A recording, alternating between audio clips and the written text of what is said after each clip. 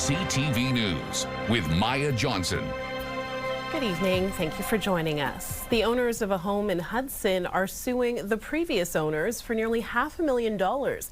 After the new owners moved in, they discovered what had happened years before. An intruder was stabbed inside the house and died. The lawsuit claims the previous owners failed to disclose the death on the seller's declaration. Matt Gilmore reports. This lakefront home in Hudson was sold in April 2024 for just under $1.6 million. According to court documents, shortly after moving in, the new owners discovered that 4 years earlier there'd been a home invasion that turned deadly. According to a coroner's report, a 52-year-old man suffering from schizophrenia broke into the home and attacked the owner and her adult daughter. In self-defense, the owner stabbed the intruder 10 times. The coroner says he tried to leave but collapsed outside the home near the front door. He was declared dead in hospital. Then years later, when the home was listed for sale, on the seller's declaration, the owners answered no, that a violent death or suicide had happened in the home. Since the question is very bluntly asked, you have to answer it frankly. Real estate lawyer Maxime Laflamme is not associated with the case. He says sellers have to be fully transparent, but says the question is open to interpretation. If I get in a car crash, but I die in the hospital, did I die in the hospital or in a car crash? It's a little bit that paradox of the event occurred in the home, but the consequence occurred outside of it. In their lawsuit, the eventual buyers claim they were deliberately misled and are suing the sellers for $425,000, 25% of the sale price plus damages. Writing if the plaintiffs had been informed of this violent death, they would not have purchased the property or paid the asked price. Real estate broker Marc-Andre Martel is also not involved in the case. He says he'll typically knock 10 to 15% off the asking price if a violent death or suicide has to be declared. It diminishes the pool of buyers for any given property, and if you have less buyers, well, then the price will be lower as well. The seller's listing agent is also being sued for $25,000. In her statement of defense, she claims the seller's declaration accurately described the incident. It would have been incorrect to indicate in that declaration that the intruder's death occurred on the property, as no evidence supports such a conclusion. In another section, the sellers did indicate there had been an intrusion/altercation in 2020. The defendants claim the buyers should have asked more questions. Laflamme says legally buyers do need to be diligent, but they can also expect transparent and honest information. It's probably going to be this kind of tug of war between were the sellers entirely forthcoming and did the buyers inquire enough. The lawyers representing the sellers did not respond to our request for comment. Matt Gilmore, CTV News. A naturopathic practitioner from Montreal West has been fined $15,000. Khadija Lefebvre was practicing medicine despite not being a medical doctor, and one of her patients took her own life. Stéphane Giroux has details.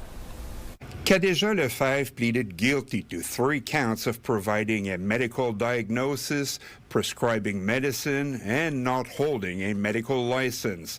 Her patient was Amélie Champagne, a 22-year-old Eastern Townships woman convinced she suffered from Lyme disease and later died by suicide because she claimed she couldn't live with the illness. The naturopath did not have any medical training. In fact, she did not even have any evidence that the woman had Lyme disease in the first place. Yet, she still sold her some high-priced naturopathic remedies with some serious side effects for Amélie Champagne. A coroner recommended that the College of Physicians investigate Khadija Lefebvre's treatment methods.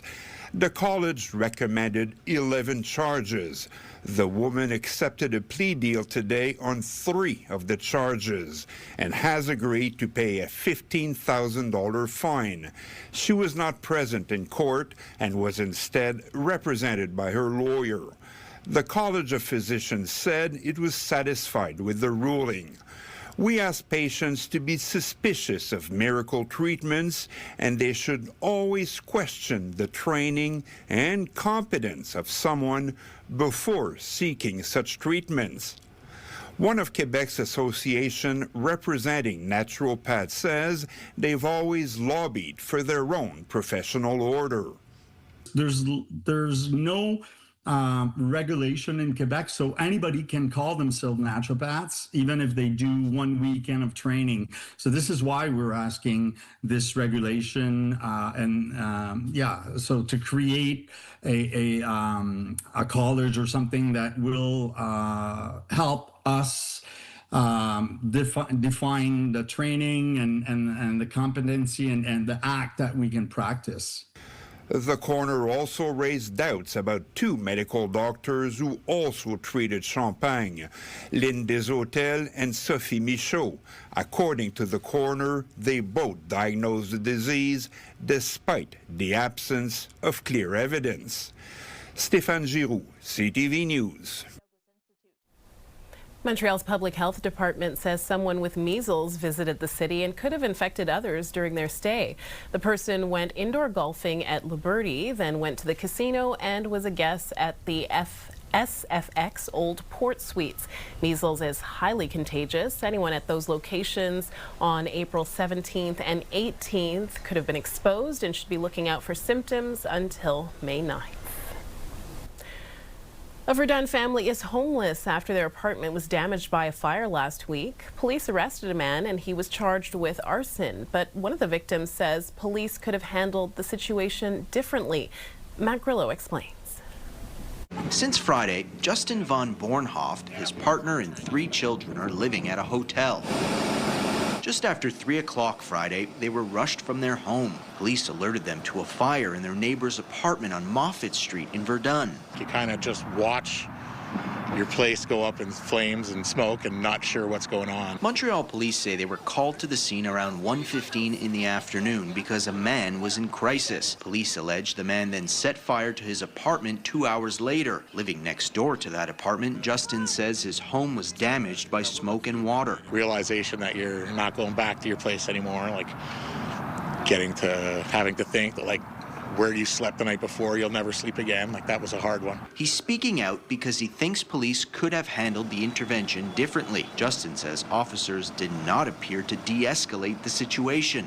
When the police are actively on their bullhorn taunting this man and then they look at each other and start giggling, that's not an act of professionalism. When you look back, hindsight 2020, you say this could have been easily de-escalated. One of Justin's neighbors, who did not want to appear on camera, told CTV News that he agrees with Justin. In a statement, Montreal police told CTV News, as a general rule, we never comment on specific cases or police operations. We also generally refrain from commenting on ongoing investigations so as not to interfere with their progress. Justin and his family had tenant insurance, but they still have to find a new place to call home. We're an ultimate victim in all this when we really didn't contribute to anything negative. So now we are left out. We don't have any belongings for months, unknown. We don't have any place right now. We're living at a hotel, literally 5 people in a 1 room. Justin is trying to stay positive. Despite losing his home, he says at least his family is still together.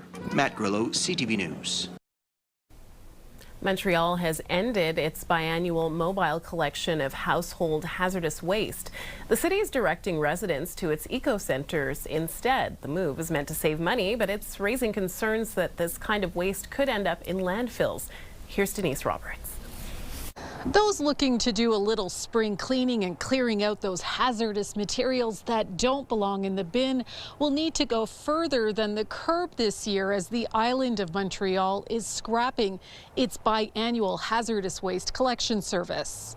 The decision was made in January and came as a surprise to Beaconsfield Mayor Martin Saint-Jean. The 2 mobile collection that the AGLO had been provided for as far back as we can remember had already been included in our calendar of events distributed to our residents. So it came as a real shock and surprise. In a statement, the City of Montreal says it came down to cost, saying a rigorous analysis showed mobile collections of household hazardous waste created at a time when eco-centers did not exist were much less efficient and significantly more expensive than the current solutions offered. Those solutions being 7 eco-centers and 450 drop-off points across the island, including hardware stores, big box stores, and e-waste drop boxes. But it's not a good solution for those who live far from eco-centers or don't have access to a vehicle, according to Saint-Jean. While we're in a remote area on the island, we're far from the nearest eco-center, which is the Ville Saint-Laurent one for us, about 23, 25 kilometers away, depending on where you reside on our territory. Ending the mobile collections will save the agglomeration more than $500,000. Saint-Jean says he and some of the other regional mayors are hoping this service could be restored, saying it is worth it long term. $500,000 in a $7.4 billion budget is a drop in the bucket. And fundamental question that we need to ask ourselves as a society, as members of the Aglo, is how important is the environment? The city is urging residents to visit its website to find out how and where to safely dispose of hazardous waste materials. Denise Roberts, CTV News. The federal Liberals unveiled their spring economic update today. While the Carney government signaled a decreased deficit ahead of the update, a closer look at the numbers tells a different story. Mike LeCouture has more. It's more than just an economic update, proposing $37.5 billion in new measures over 5 years. A part of that includes a new skills training program. The government hopes to recruit, train, and hire between 80 and 100,000 skilled tradespeople by 2031. The cost of the program is $5.9 billion. This means real pathways into skilled trades with paid training and on experience. It means more opportunities for employers to hire and train young workers.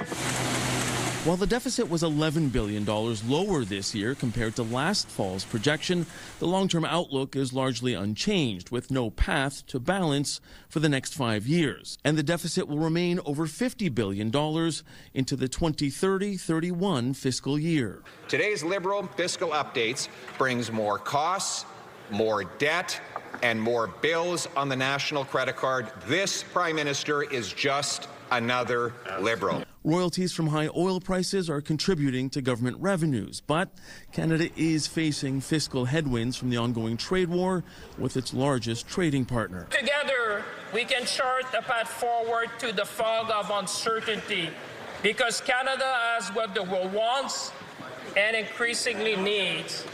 We have the right plan. We're building big. We're moving fast. In addition to yesterday's announcement of the Canada Sovereign Fund, there is other new spending.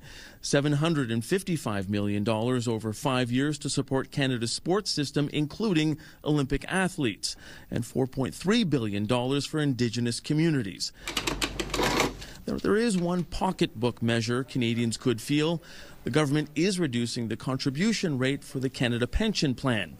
Someone earning $70,000 per year will get to keep $133 more of their take-home pay annually. But there are few other new measures to help Canadians on a daily basis. I think what it demonstrates is the high fiscal cost to the government of trying to introduce new pocketbook saving measures for Canadians. It is very expensive. Pressed on that, the finance minister pointed to measures like bolstering the grocery and essentials benefit, as well as suspending the excise tax on gasoline until Labor Day, as ways the government is helping Canadians deal with the affordability crisis. Mike LeCouture, CTV News, Ottawa. And the economic update comes on the first anniversary of Mark Carney leading the Liberals back to power, winning a minority government. Now, with a new parliamentary majority, the Liberals don't have to worry about opposition support for the document. But there's already plenty of reaction and criticism with this update. Joining us now is Renaud Brassard from the Montreal Economic Institute. Thanks for joining us, Renaud. Thanks so much for having me. So first off, what's your initial reaction to this economic update? I think the first thing I noticed is that there's a big $25 billion figure missing from here. We had this announcement of a sovereign wealth fund yesterday that was going to be financed by $25 billion over 3 years. We were anxious to see at the MEI how that was going to be financed, where was the money coming from, and unfortunately that is one thing that's missing from this budget update. There's $6 million earmarked to set up a transition office, but you don't have to be very good at math to figure out that $6 million is a very, very small share of $25 billion in funds. Okay, so your initial reaction is a lack of detail here in terms of the numbers.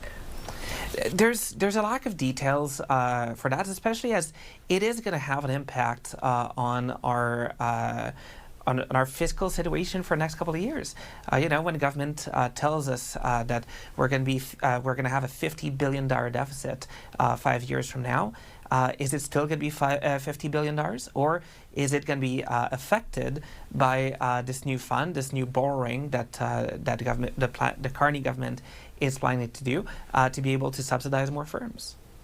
Right, so let's talk a little bit more about that deficit, because it is $11.4 billion less than what was projected in the 2025 federal budget. But apparently, and Mike alluded to this in his report, that's not quite the full picture. You have to look over the 5 years and what we're going to see down the road.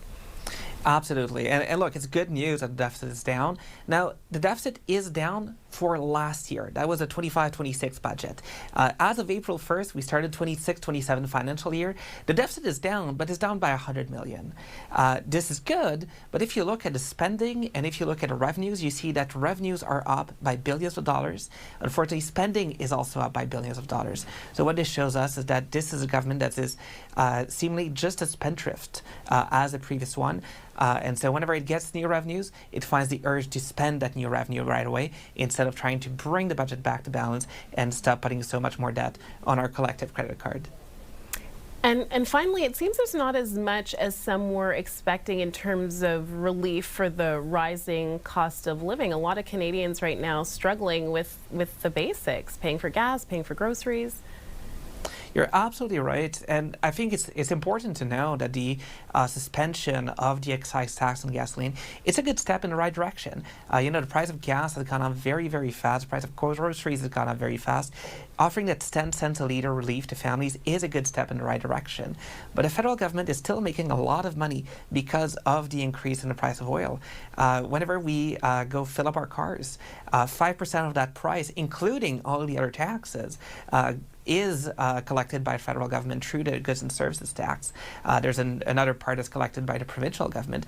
So our federal government is actually making money with this increase in the price of gas. The least it could do at this time is to try and pass on some of those savings to Canadians. And one of the ways to do that would be to hold the line on spending and actually try to give that extra revenue back to Canadians. All right, we'll have to leave it there. Renaud Brassard from the Montreal Economic Institute, thanks again for your time today. We appreciate it. Always a pleasure.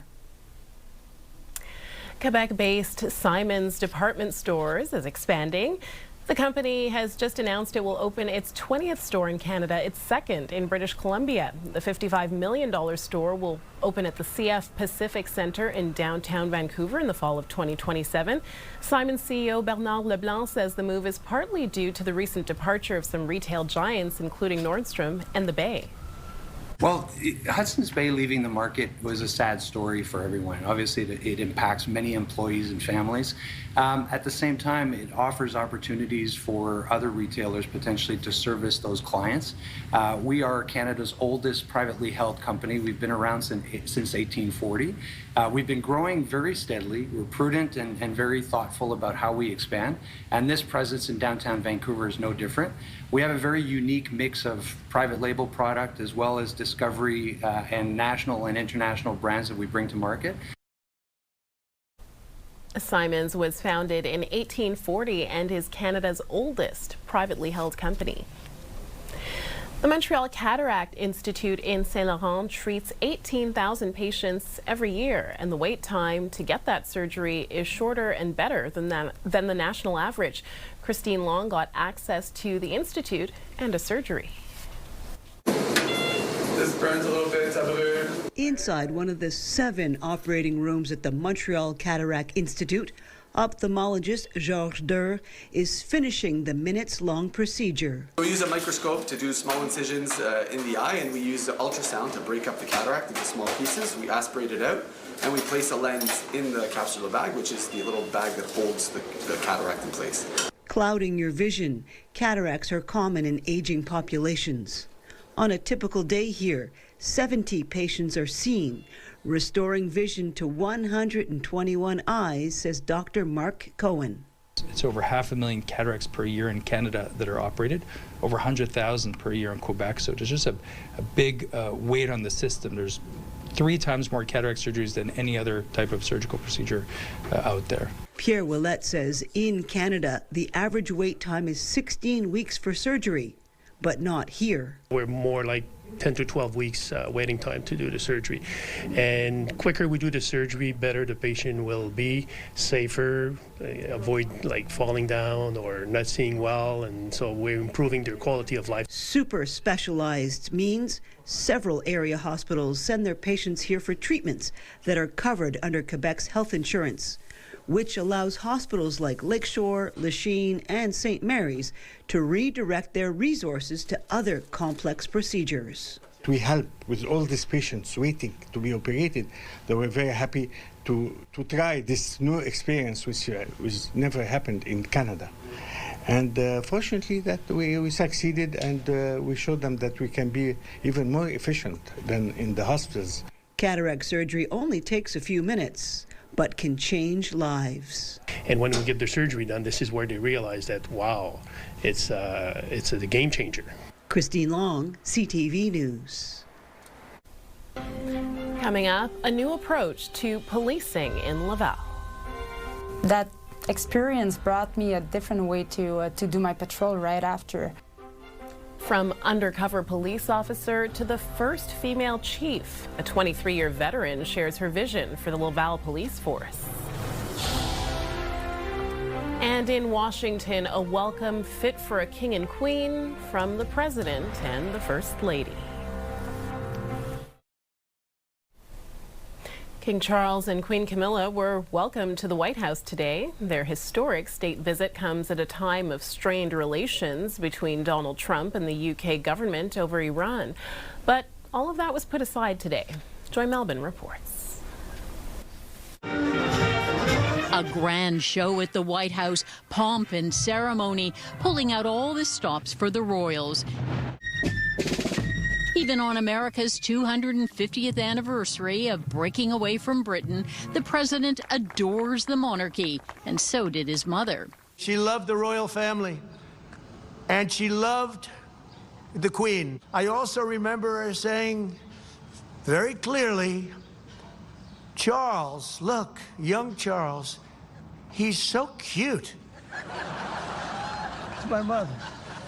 My mother had a crush on Charles. No hint of tension here, but the king's diplomatic challenge is to smooth over the strained special relationship over the U.S. war with Iran. Trump lashed out at NATO allies and UK's prime minister for a lack of perceived support. This is not Winston Churchill that we're dealing with. For American royal watcher Rashad Thomas, mixed feelings about this visit. I'm offended by President's attacks on Canada, slagging the Royal Navy not long ago, and the British Prime Minister, and it's just really not the way you treat allies. The first ever British king to address Congress, Charles acknowledged the attempt on the president's life. Such acts of violence will never succeed. Whatever our differences, whatever disagreements we may have, we stand united in our commitment to uphold democracy. And despite political friction, a reminder of a long shared history and values. From the bitter divisions of 250 years ago, we forged a friendship that has grown into one of the most consequential alliances in human history. What's not on the schedule, meeting with Epstein survivors, the king's younger brother Andrew questioned by police, stripped of his royal titles over his dealings with the pedophile. Tonight, a royal banquet where the president was very much involved, calling it an honor, telling the BBC that the king's visit will go a long way in healing any friction.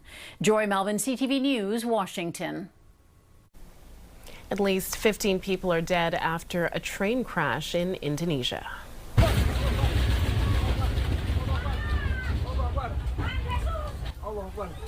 This video was taken inside a long-distance train that crashed into the back of a stationary commuter train near Jakarta. The rear carriage of the commuter train was designated for women only, and all the victims who died were female. Dozens of other passengers were injured. Mexican special forces have arrested one of the country's top cartel leaders. Audias Flores Silva, also known as El Jardinero, was a regional commander in the powerful Jalisco New Generation cartel. The U.S. was offering a $5 million reward for his capture. And a man accused of plotting to attack one of Taylor Swift's concerts in Vienna nearly 2 years ago pleaded guilty as his trial began today. The plan was thwarted, but Austrian authorities still canceled Swift's 3 planned shows in August of 2024. A 21-year-old Austrian citizen faced terrorism charges and could be sentenced to 20 years in prison. Still to come, pain at the pump. Well, it's going to be $200. I'm used to it at this point. A shakeup at OPEC raises more questions about the future of gas prices. And just how much damage can a rodent do if it gets under the hood of your car? Well, one woman found out the hard way. It's been just over a month since Laval named its new police chief. Karine Ménard is a 23-year veteran of the force, taking over from Pierre Brochet, who left at the end of 2025. Ménard is the first woman to take on the role and only the 3rd woman to lead a major Quebec police force. And Karine Ménard joins us now. Thank you for your time today. Thanks to you, Ms. Johnson. So, you know, we want to introduce you to our viewers, to our listeners. So I want to go back to the very beginning, and that's when you decided that you wanted to become a police officer, because it was very early on, I believe when you were just 13 years old. So what drew you to law enforcement?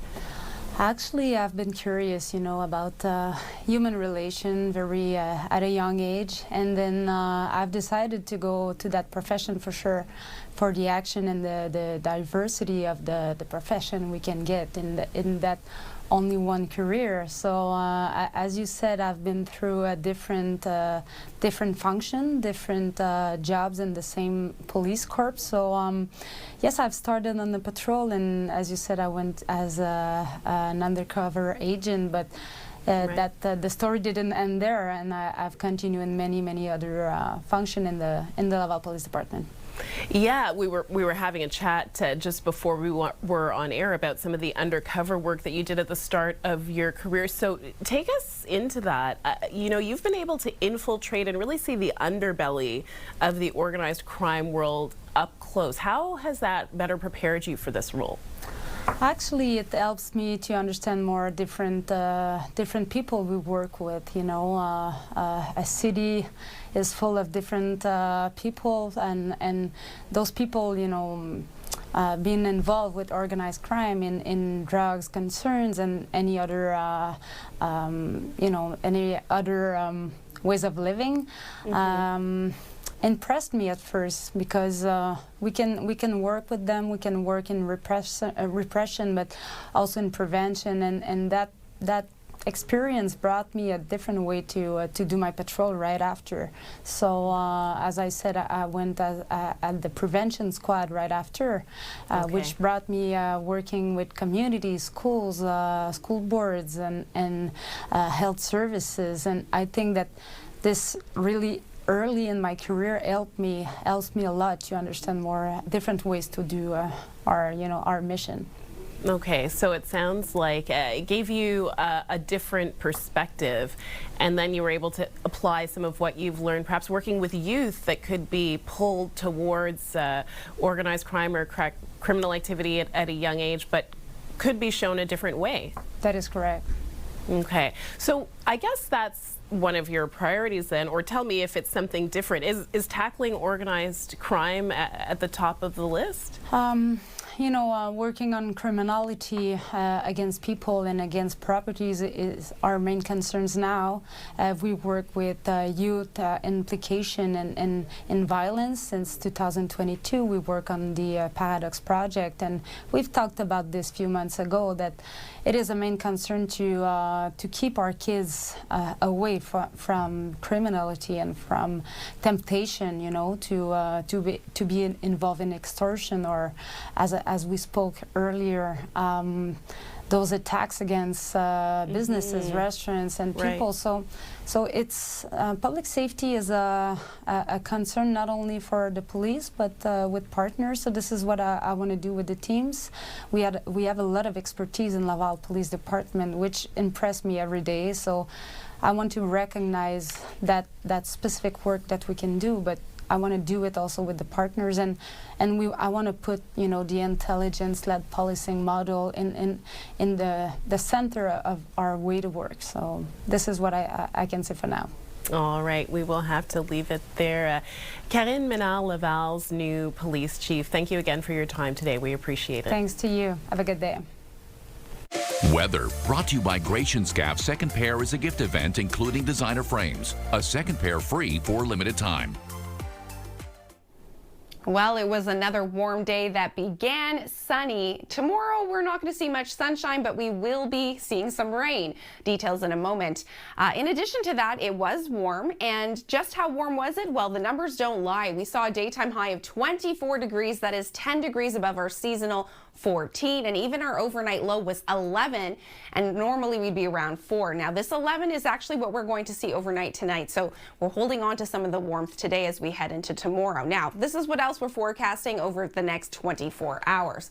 Clearly, we're dealing with cloudy skies at this time, and it looks like there is a 30% chance of a few showers. Now, it would impact us around 3 a.m., but Environment Canada is saying that this 30% chance actually extends into pretty much all day and all morning tomorrow specifically. So this is going to push eastwards, and it looks like by 8 a.m. we're not dealing with it, so it should not impact the morning commute. We will hold on to cloudy skies pretty much throughout the day, and into the afternoon it looks like the timeline of when we will see that rain is around 4 or 5 o'clock, and we're dealing with heavy rain at times. It looks like around 8 p.m. we could start to see heavier rainfall, and we hold on to this system into the early morning hours on Thursday, and that could impact our commute Thursday morning. So we're dealing with 2 days back to back with significant rainfall. Overnight we are seeing cloudy skies with that 30% chance of showers.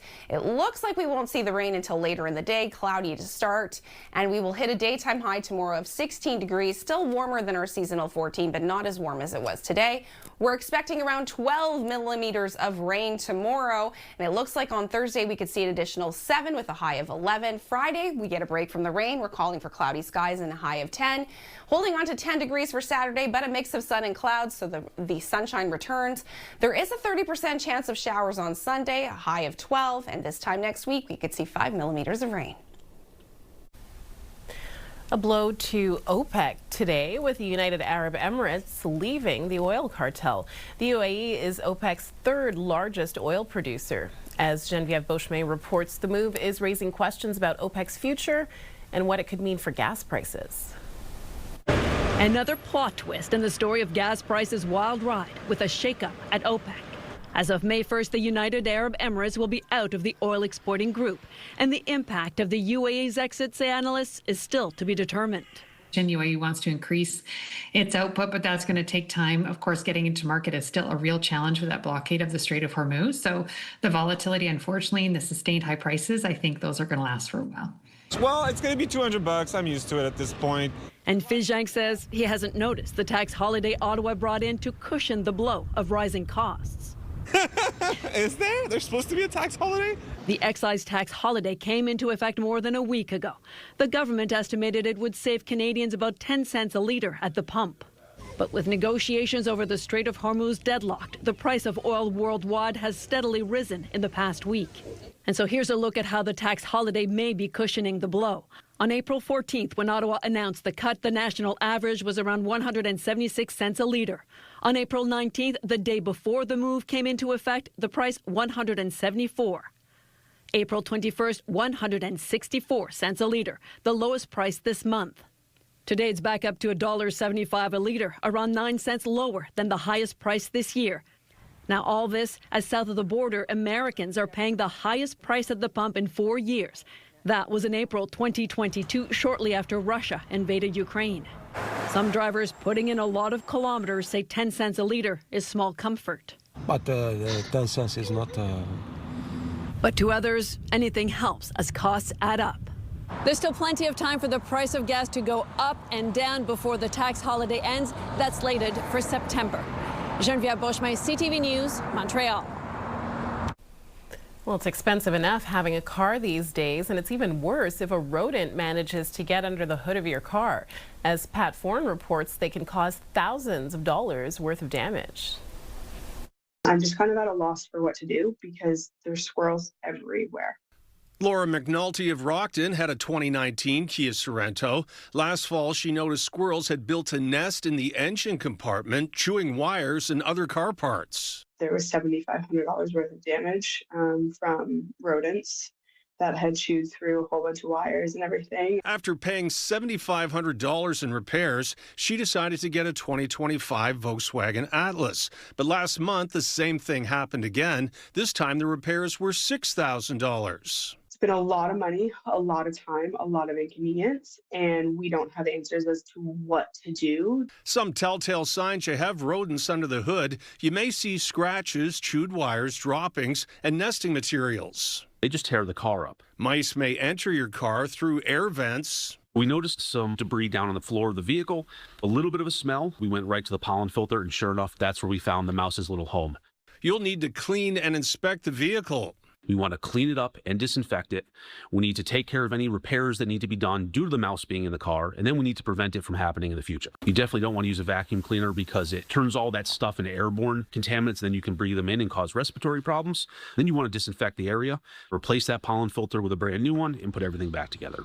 If you see any wires where the coating has been chewed through, your car might not be safe to drive, and you may need to have it checked by a mechanic. Now, trying to keep those rodents out. There's peppermint oil pouches that you can put inside your vehicle, and there's also a tape that actually has capsaicin in it. That's the hot part of a chili pepper. If they try to chew on the wiring, they hate the way it tastes, and they go find somewhere else to live. It's best to keep your car free of food debris. If you park in a garage, keep the door sealed tight and put mouse traps out. McNulty worries it could happen again. I'm not really sure what we're supposed to do, and we're not really getting answers from car manufacturers on what can be done to prevent this. Pat Foran, CTV News. Still ahead, a less invasive surgical option for women suffering from a life-changing condition. Menswear provided by Ernest. Elevate your style with Ernest.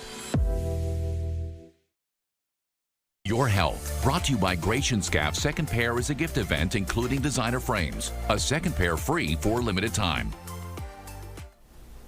Pelvic organ prolapse is a serious condition affecting women that can take a major physical and mental toll. Mandy Gaither has more on a new robotic-assisted surgery that's proving to be effective and much less invasive than other procedures. For Jane, it started with lower pelvic pressure, followed by urine leakage, and then a painful vaginal bulge. Upon my own self-exam, I was able to feel it and realized that something was very, very wrong. Eventually, Jane says her whole pelvic organ collapsed down to the rectum, causing bowel problems along with urinary issues. Her daily life, intimacy, and bodily functions became unmanageable. It was about not having an accident, not putting myself into a situation where I couldn't get to a bathroom quickly. The daily mental and emotional stress of this led her to a primary care doctor, then a gynecologist, who was able to diagnose Jane with a condition she didn't know she had: pelvic organ prolapse. I think a lot of patients live with it because either they weren't educated that this is what's going on with their pelvic floor, or they were basically offered aggressive options for surgical repair. Dr. Savitha Krishnan with El Camino Health says a newer option involving a robotic-assisted surgery is now replacing the once invasive procedure. Pain scores are less because The port is not moving as much as you would with your traditional laparoscopy instruments. So they're able to go home same day. One day after Dr. Krishnan performed the procedure on Jane, she says she was outside walking and back to her normal routine in about 2 weeks. For other women now suffering through the symptoms she no longer has, Jane says not to wait. This was the greatest gift I gave myself. For Health Minute, I'm Mandy Gaither. Quebec's health minister says she is listening to calls to impose restrictions on energy drinks. Sonia Bélanger released a statement today saying she's aware of the petitions and has asked the province's head of public health to investigate and come up with proposals about banning energy drinks for young people. Earlier this month, Bélanger met with the parents of a teenager who died after consuming an energy drink while on prescription medication for ADHD. Business News brought to you by Au Vieux de Loup, where memories and meals come together. There are many questions about the new Sovereign Wealth Fund, but still few answers. Here's Marilla Fernandez. If you were looking for some clarity today on the Sovereign Wealth Fund, you didn't get much in the update. The Canada Strong Fund is meant to support major infrastructure projects in the country. Ottawa is pledging $25 billion to the fund, and the federal government says Canadians will be able to put their own money in, but how isn't yet clear. The finance minister says it will be like buying a bond where the initial capital is protected. Here are the closing numbers for the day. The Canadian dollar is down to 73.06. West Texas Intermediate is up over $3 to 99.93. Western Canadian Select is up $1.65 to 75.31. And the TSX lost 233 points today. Those are your business headlines. I'm Marilla Fernandez. The CFL will be making some big changes in 2027. Next year, the CFL's regular season will kick off on Victoria Day weekend in May, its earliest start ever. But the bigger change involves the playoff format. In 2027, 8 of the league's 9 teams will make the postseason, and there will be 3 playoff rounds instead of 2 before the Grey Cup game. The Alouettes start this season June 4th in Hamilton. Longtime Hockey Night in Canada and Vancouver Canucks broadcaster John Garrett has died. If you've been watching and listening for all these years, you know how much I have enjoyed my experience and the time doing this job. The goaltender from Trenton, Ontario, played 8 seasons in the NHL, including 2 with the Quebec Nordiques, before turning to the broadcast booth. Beginning in 2002, Cheech, as he was nicknamed, spent more than 2 decades as the Vancouver Canucks color commentator. He was 74 years old. And time now to check in with Caroline. Caroline, Quebec artists fighting back against AI using their work. Yeah, you know, in this age of AI, a lot of artists, including Taylor Swift and Matthew McConaughey in the U.S., are filing trademark applications to protect their voice, image, and certain audio signatures against deep fakes and voice clones. Well, we're going to speak to a Quebec lawyer about how Canadian artists can protect themselves and the current limitations in Canadian law to these new AI uses. And we're also going to hear why the CSN, I should say, is blaming an increase in worker deaths in 2025 on the CAQ government and the government's response to that accusation. That's all at 11:30 tonight. Maya? All right, thank you very much, Caroline. Up next, an unusual rescue. He didn't have no roadside assistance or cash, so. A stranded moose gets a ride from a Good Samaritan. A towing company in rural Saskatchewan is getting a lot of attention after a uniquely Canadian rescue. Alison Bamford explains. In the last 12 years, there's not much Clint Gottinger hasn't seen as a tow truck driver. There's a lot of things that go, how? His most recent rescue is less of a head scratcher, but still something he won't forget. I'm just chuckling. That's not my first water rescue, but first moose rescue. A young moose stuck and stranded. It had fallen through the ice along a ditch in east central Saskatchewan. Gottinger spotted the animal over the weekend on his way to another call. I can't see him suffer. I just couldn't see an animal suffer. I thought, I got to get him out. He just sat there patiently and put the sling around his butt and popped him right out. So meanwhile, while I'm doing the moose rescue, yeah, I've got customers calling, where are you? He was already late, so he towed the moose back to his farm, where it stayed to rest and dry off before it carried on the next day. It's not the first moose rescue on the prairies this month. Just last week, this group pulled one out of the water in Manitoba, and wildlife rescues say they receive calls every year about animals on the ice. It's a large, scared mammal that's wild, and you could very easily get injured. So my best advice would be call us. We can make the call for you, or call conservation officers. Gottinger just happened to be in the right place at the right time with the right equipment to help out. He didn't have no roadside assistance or cash, so. A friendly encounter he and the moose are surely grateful to have had. Allison Bamford, CTV News, Saskatoon. Okay, one of my takeaways from that story, Lauren, is there's still snow in rural Saskatchewan. That and that he had a little blanket. I love that. It's very cute. Well, thankfully we don't have snow here, but there is rain on the way. That's right, Maya. So another uniquely Canadian thing is that we have to talk about weather because it affects us every single day. So yes, rain. We could see it as early as midnight tonight. It looks like the timeline is more likely tomorrow afternoon. However, I always advise people before you leave the house tomorrow morning, it's not a bad idea to bring an umbrella or a raincoat.